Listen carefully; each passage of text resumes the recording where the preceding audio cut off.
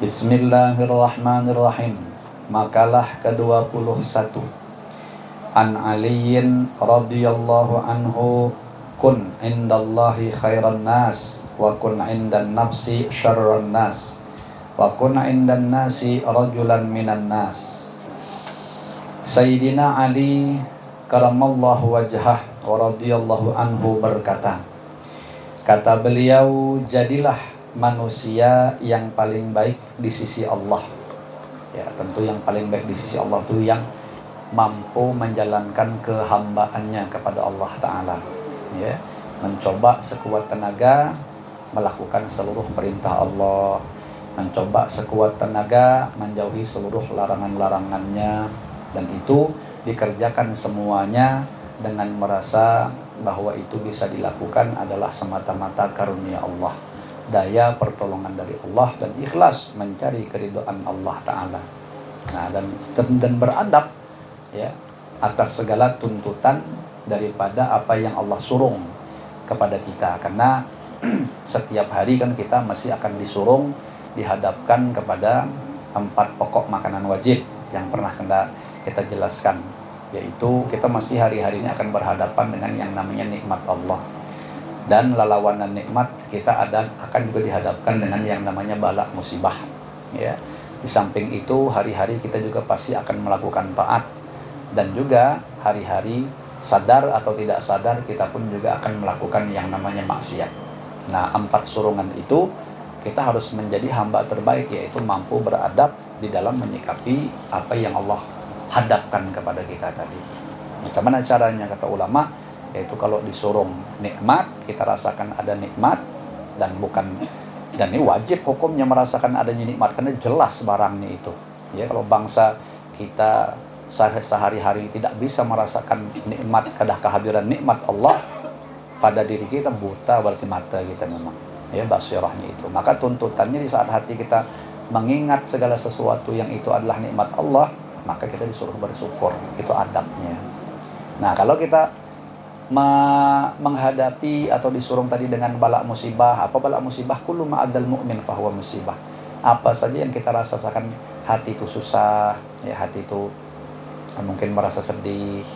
Nah, itu namanya musibah dalam segala hal, baik sebesar-besarnya sampai sekecil-kecilnya.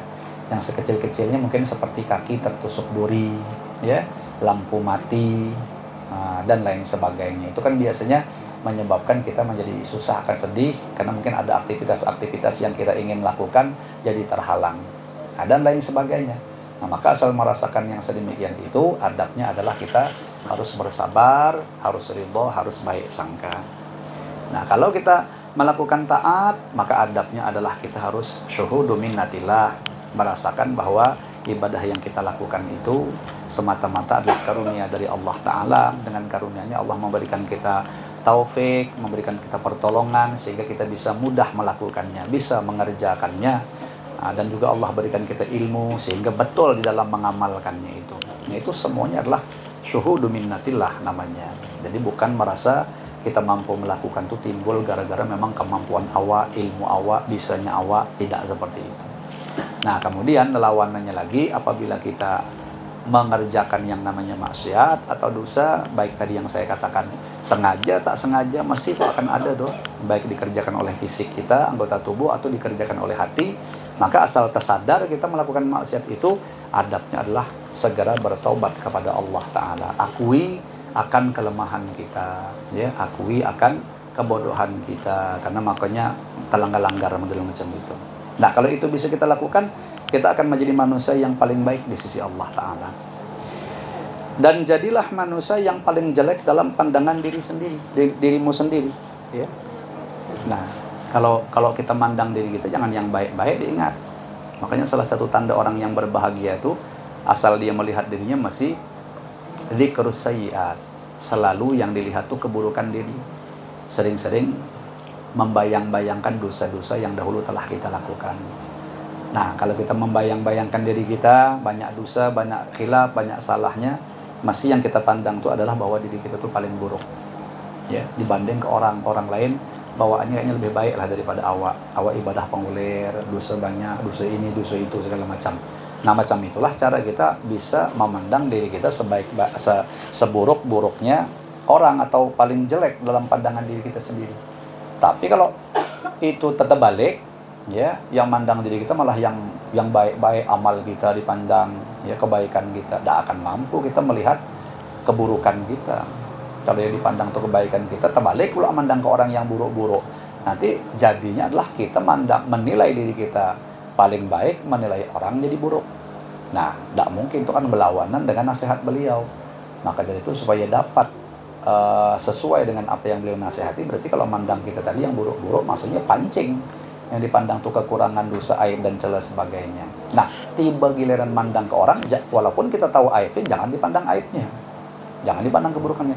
Pandanglah kalau sisi orang tuh yang baik-baiknya, ibadahnya, akhlaknya yang bagus-bagus, kedermawanannya, kesopan santunannya, segala macam.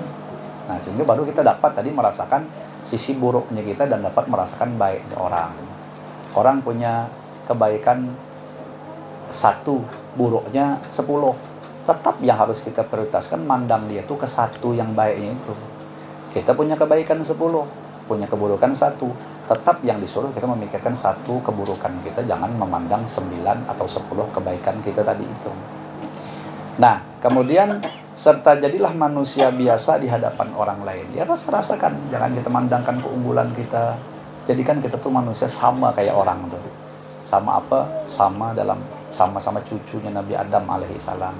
Sama-sama berpeluang untuk mendapatkan kebaikan, sama-sama punya juga sisi buruk-buruknya. Jadi pandangan sama. Jangan kita pandang lebihan kita daripada orang lain, macam mandang nasab kita, keturunan kita, ilmu kita, keluarga kita, jabatan kita. Kalau itu yang dipandang, tidak bakal bisa kita menyamakan diri kita sama orang lain, masih nak berlebih terus. Ya, nah kira-kira seperti itulah yang dikehendaki beliau. Keterangan, kita harus memandang diri orang lain lebih baik daripada kita dan memandang diri kita sendiri lebih jelek daripada orang lain dalam hal iman, ilmu, amal, macam tadi lah. Namun kita jangan memandang non-muslim lebih baik daripada kita, sebab Allah berfirman, wala tahinu wala tahzanu wa antumul a'launa in kuntum mu'minin. Nah, untuk non-muslim atau orang kafir, kita jangan memandang dia lebih mulia daripada kita, lebih baik. Kita harus memandang diri kita, memandang sisi Allah berikan kita keimanan, kita memang lebih baik daripada mereka. Yaitu kita diberi, biasanya itu kan perbandingan orang tuh memandang orang kafir tuh hanya hal-hal keduniaan. Mungkin dia sugih, rumahnya kanal, hartanya banyak, mobilnya mewah, biasa gitu. Lalu seakan-akan kita jadi minder. Jangan. Itu memang nikmat Allah, tapi hitungannya nikmat kecil. Masih bahagian daripada nama Allah Ar-Rahim. Sedangkan kita diberi Allah nikmat yang besar-besar, kaitannya sama agama, yaitu masih bahagian daripada nama Allah Ar-Rahman. Ya. Makanya Allah bilang, jangan kamu merasa hina dan jangan kamu merasa sedih hati. Maksudnya dibandingkan ke orang kafir tadi itu.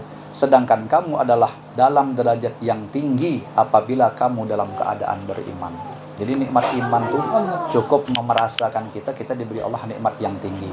Tapi dalam sisi pandang lain pula, kalau kita melihat orang kafir, jangan kita memandang dia maksudnya itu pasti dia masuk neraka, pasti dia buruk, dan kita seakan-akan tuh lebih mulia dalam sisi kita pasti masuk surga. Nah, itu tidak boleh pula. Ya, jadi harus bisa memilah sisi pandang tadi itu. Kalau sudah urusan dia ke orang kafir tadi, kita tetap tidak boleh memastikan bahwa diri kita itu masuk surga gitu. Nah, sedangkan dia pasti masuk neraka. Nah, itu yang kita tidak tahu. Karena itu tadi nikmat iman ini bisa Allah cabut. Ya, tetap kita membuka peluang bahwa dia bisa jadi sekarang kafir, tapi siapa yang menjamin sejam sebelum dia mati, tahu-tahu dia mengucapkan 2 kalimat syahadat.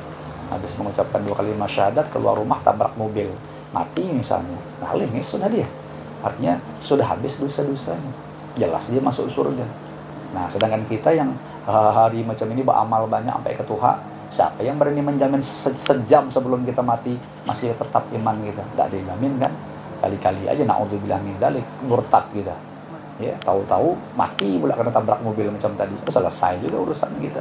Nah, di sini ngajarkan kita kalau urusan ponis memponis, itu tidak punya wewenang kita untuk merasa lebih baik daripada orang kafir.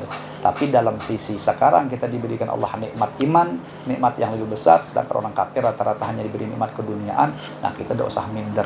Kenapa? Rasakan, walaupun awak susah, walaupun awak miskin, ibaratnya itu kekurangan segala macam materi, tapi alhamdulillah awak diberi Allah iman, nikmat lebih besar. Itu yang harus menimbulkan semangat di dalam diri kita bahwa kita lebih baik. Nah, sisi keimanan itu tadi.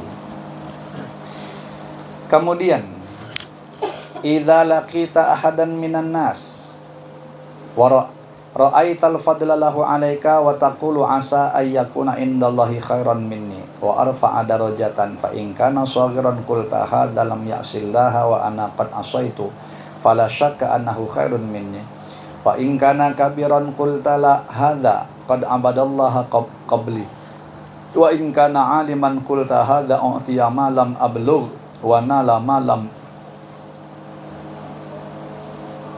apa tuh anal malam anal wa alima ma jahiltu wa huwa ya'malu bi ilmi wa in kana jahilan qulta hadza asallaha bi jahlin wa ana asaituhu bi ilmin wala adri bima yuhtamuli au bima yuhtamulahu wa in kana kafiran qulta la adri asa ayyuslima fayuhtamulahu bi khairil amali wa asa an akfura fayuhtamu li bisu'il amali.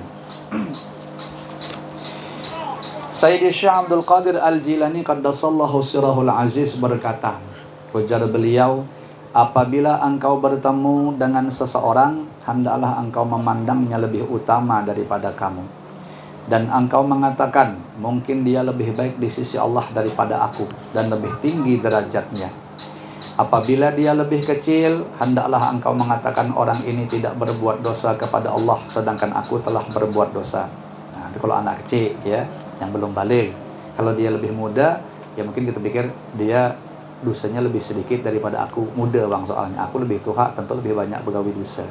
Nah, ibaratnya begitu.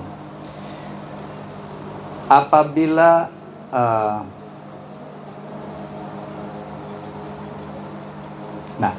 saya ulangi tadi dikit, apabila dia lebih kecil, hendaklah engkau mengatakan orang ini tidak berbuat dosa kepada Allah, sedangkan aku telah berbuat dosa. Maka tidak ragu lagi bahwa dia lebih baik daripada aku. Dan apabila keadaan orang yang kau lihat itu lebih tua, hendaklah engkau mengatakan orang ini telah banyak beribadah kepada Allah sebelum aku. Nah, kan tentu lebih baik dia daripada aku. Apabila keadaan orang yang engkau pandang seorang alim, kiai, tuan guru, ustadz dan lain sebagainya, hendaklah engkau mengatakan orang ini telah diberi sesuatu anugerah yang belum aku dapatkan dan ia telah mengetahui apa yang belum ku ketahui, ilmu maksudnya, serta telah mengamalkan ilmunya. Apabila orang itu bodoh di bawah kita secara pendidikan, ya, hendaklah engkau mengatakan orang ini durhaka kepada Allah karena kebodohannya, sementara aku berbuat dosa padahal aku berilmu. Ya, tentu dosanya lebih besar daripada dosa besar kita daripada dia. Ya. Aku tidak tahu dengan apa aku diakhiri atau dengan apakah dia diakhiri, atau dengan apa dia diakhiri, kehidupan husnul khotimah atau su'ul khotimah. Dan apabila keadaan orang yang engkau lihat itu kafir, hendaklah engkau mengatakan aku tidak tahu, mungkin aku menjadi kafir sehingga aku berakhir dengan amal yang jelek. Ini mestinya kalau saya amati dari apa namanya tuh, dari runtutan pakai bahasa Arabnya tadi, mestinya seperti yang saya jelaskan di awal tadi tuh. Kalau ini orang kafir, nah kita tidak tahu ujung-ujungnya macam mana dia. Jangan-jangan diberi Allah iman, ya akhirnya dia meninggal setelah beriman. Sedangkan awak udah tahu jangan-jangan dicabut imannya, dibikin Allah kafir, dibikin Allah murtad, tahu-tahu dicabut Allah daripada umur atau nyawa kita di saat lagi murtad atau dan jadi kafir itu. Nah, disitulah kita tidak punya wewenang memponis-ponis kita lebih baik, memponis-ponis orang lebih buruk. Nah, pasti surga, pasti neraka, tidak bisa. Ya, cukuplah contohnya terlalu banyak sudah orang-orang zaman bahari yang lebih hebat, amalnya lebih hebat, ilmunya, namun ternyata matinya dalam keadaan kafir. Nah, jadi jangan bangga-bangga dulu kalau kita banyak beramal. Keterangan, Islam tidak membeda-bedakan manusia karena perbedaan harta, tahta, atau turunan. Akan tetapi Islam mengajarkan manusia sama derajatnya di sisi Allah, dan manusia yang lebih mulia adalah orang yang lebih takwa di antara mereka. Itu tadi yang saya bilang, sama ini sesama cucu Nabi Adam, ya. Yang paling mulia cuma Allah yang tahu ketakwaan kita tuh. Oleh karena itu sebagian para ulama berdoa dengan doa sebagai berikut. Allahumma ja'alni saburan wa ja'alni syakuran wa ja'alni fi aini saghiran wa fi a'yunin nasi kabiran. Ya Allah, jadikanlah aku orang yang sabar dan bersyukur. Nah, sabar dan syukur, karena sudah disebutkan di depan tadi, itu hari-hari memang kita wajib beradab memandang sisi satu sabar, sisi satunya kita bersyukur. Dan jadikanlah aku dalam memandang diriku orang yang kecil atau hina, dan jadikanlah aku orang yang memandang besar ketika memandang diri orang lain, ya. Kemudian makalah ke-20, wallahu a'lam bishawab. Yang tadi syaratnya aja, dan kita akan memenuhi daripada hajat sohibul bait. Mudah-mudahan yang kita kaji sedikit ini, walaupun sedikit, dijadikan oleh Allah Ta'ala menjadi ilmu nafi', manfaat berkah dunia akhirat untuk kita semua. Amin ya rabbal alamin.